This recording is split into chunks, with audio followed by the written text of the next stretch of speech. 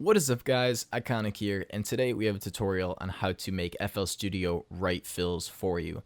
Now the original concept for this tutorial was brought to my attention by Cymatics FM, so I'll throw their tutorial down in the description if you want to learn how to do this for Ableton, but I basically got their same concept and applied it to FL Studio because I know a lot of you use FL over Ableton, and it's a great tutorial. I feel like it will help a lot of you out because I personally struggled with fills, and it really helps you get a better idea on how to arrange fills and how to add a little bit more complexity to your fills. So the first thing you're going to want to do is add an instance of FPC. So you're going to go to add channel FPC, and it's just a basic drum sampler in FL Studio.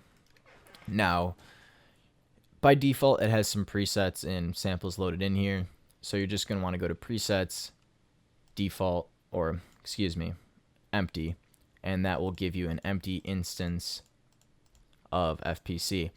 Now there's two banks in here, each consisting of 16 slots where you can add samples, but I'm just going to be using bank A for this because 16 samples is more than enough for this tutorial.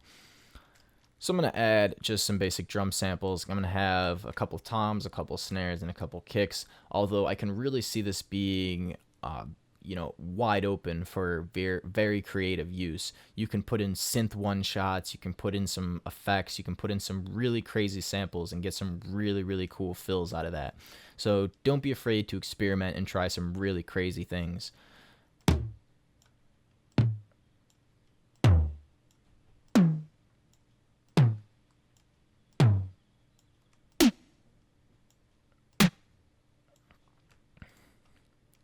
So now that I have my toms, I'm going to add some snares.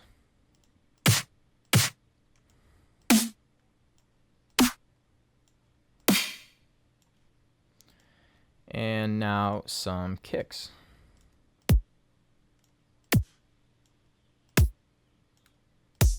And obviously you'll be a lot more particular about what samples you use, but I'm just trying to rush through it for tutorial's sake. So now I have all my drum pads filled up. You're going to want to go to piano roll, and you'll notice that all of your samples are all laid out right here in the piano roll. Now you're going to want to determine how long you want your fill to be. So I want mine to be 1 bar. So I'm going to paste a note 1 bar long.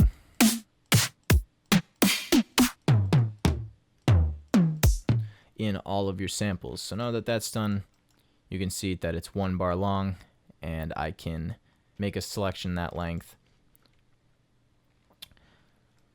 So now here's where the fun begins. You're going to want to play around with the arpeggiator in the channel settings. So to get here, you just click on the wrench on your instance of FPC and locate the box name arpeggiator in the middle here. So you can choose any pattern you want. Each will give you a different effect. I like to choose random, but as you can see, even though I put my samples in a systematic manner in here, so I put toms for these first 2 rows, then I put snares, and then I put kicks in these rows, they were randomly distributed in the piano roll here. So you can see that even if you were to use like an ascending or a descending pattern, it would still be kind of random. So feel free to play around with that and get different fill options. But I like the random here, which is the question mark. Now, you're going to want to play with 2 values here. Well, you can play with any value you want, to be honest, but I recommend playing with 2 values, them being 2.0 and 1.0, because 1.0 is full time, meaning it's 16th notes, I believe, and 2.0 is halftime, which is 8th notes, or it might be quarter notes. I guess I'll find out in a sec. But those are the values that I found sound the best for fills. But feel free to experiment and get whatever speed you want. So you're going to want to create an automation clip. And I put it to start off on 2, which is halftime that I just mentioned. And then I'm going to go to 1 here, and I'm going to copy this value. So I can put it down here and paste the value. And paste the value for 1.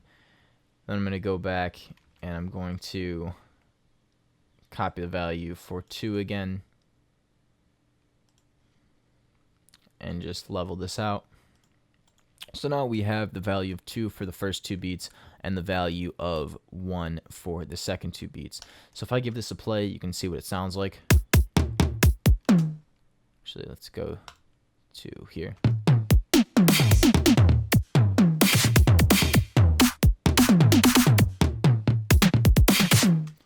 So it sounds pretty cool. So now a cool thing you can do is go to link that into your mixer and add an instance of Edison.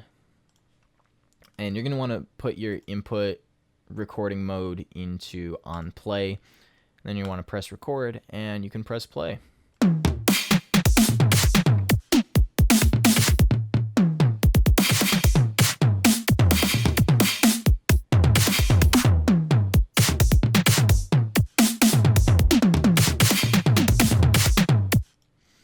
So what putting it on play does is it makes it so every time it loops, it puts another song marker in there. So now you have 7 different fills, and honestly, you can just keep it recording as long as you want until you hear something you like. You can swap out some samples, and honestly, if you wanted, you could just put these in a bank, and now you have your own sample pack of fills that you made. So it's a pretty cool concept. Now to get these fills out, you're just going to want to double click on each one of these markers and it will highlight the exact length of this fill, which is 1 bar. And now you can grab this little drag sample and now you have a fill that is the exact length that you want it to be.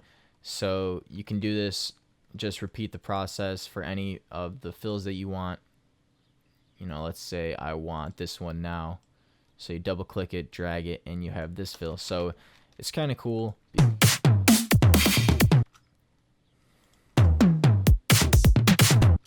So it's a cool way to kind of just formulate different fills. And even if you don't like these samples in particular, you can now see, you know, different ways to layer your sounds when you make your fills. So it can be viewed as an arrangement tool. So maybe you like the rhythm that it's playing, but you don't like the particular samples. Now you can go in and replace any samples that you don't like, and you can make your own fills.